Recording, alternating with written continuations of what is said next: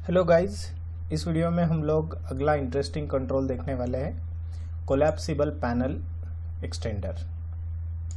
तो ये आपको यहाँ पर मिलेगा।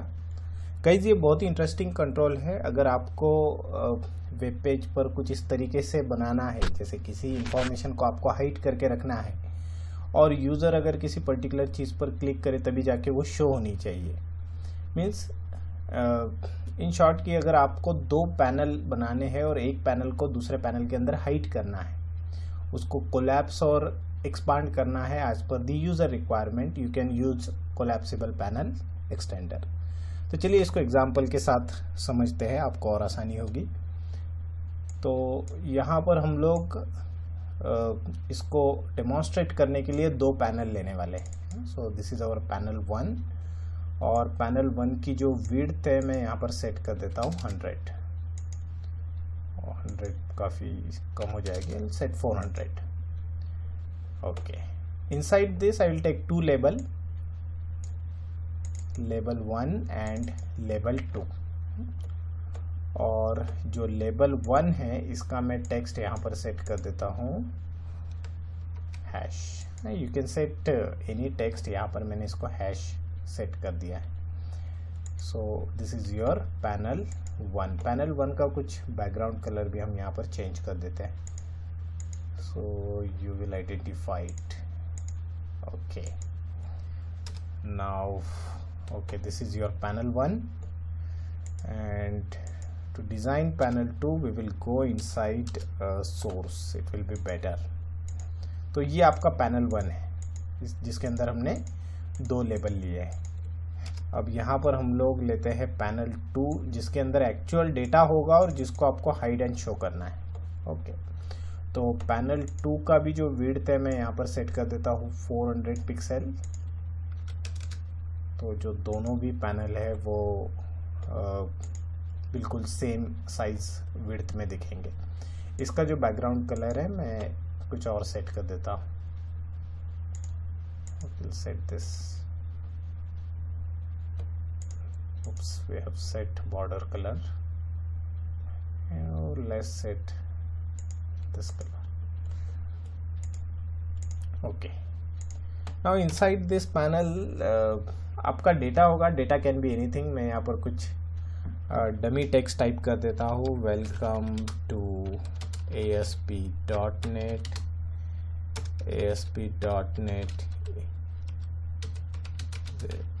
server side scripting language.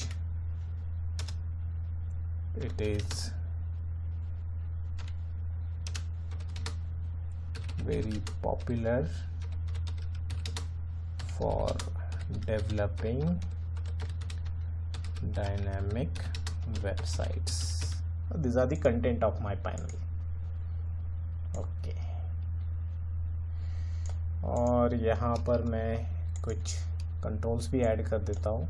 Guys, you should know inside panel you can add anything. एक पैनल को जब आप डिज़ाइन करते हो, आप उसको, वो एक कंटेनर होता है और उस कंटेनर के अंदर आप जो चाहे वो कंट्रोल्स आपके ले सकते हो, जो चाहे वो टैग्स आप उसके अंदर यूज़ कर सकते हैं।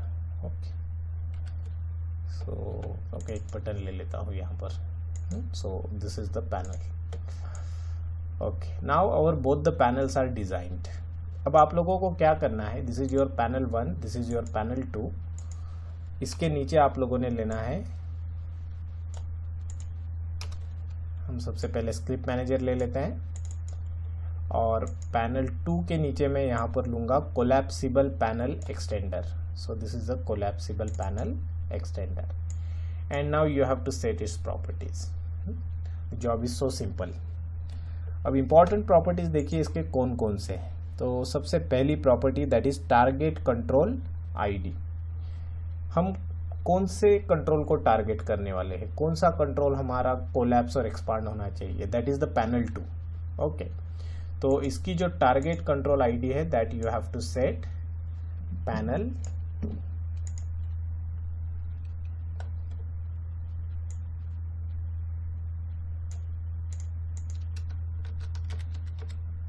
Okay, now next you have to set, that is expand control ID and collapse control ID.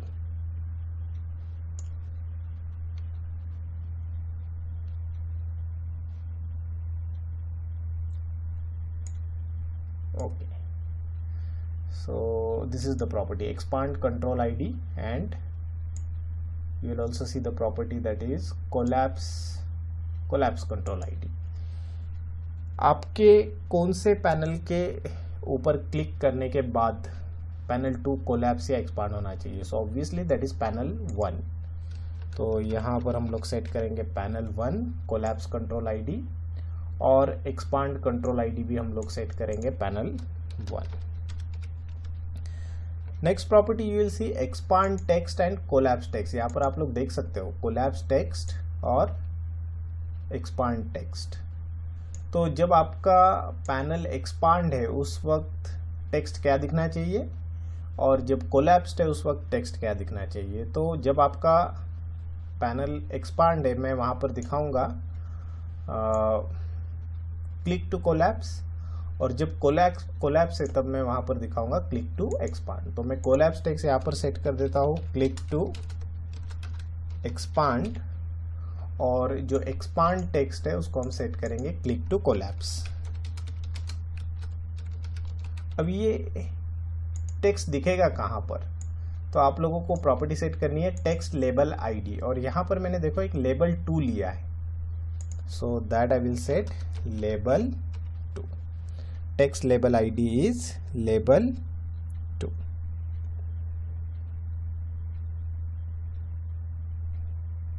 okay, so these are the properties which we have set, and now we will demonstrate this.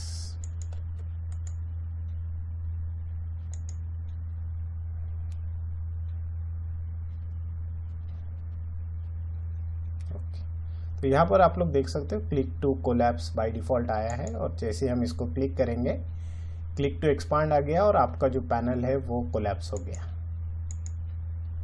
So like this. और by default ये collapse रहना चाहिए या expand रहना चाहिए, उसको भी आप सेट कर सकते हो. उसके लिए भी प्रॉपर्टी है कोलैप्स्ड. अगर इसको आपने बाय डिफ़ॉल्ट ट्रू कर दिया तो इनिशियली जब आपका पेज लोड होगा पैनल कोलैप्स रहेगा.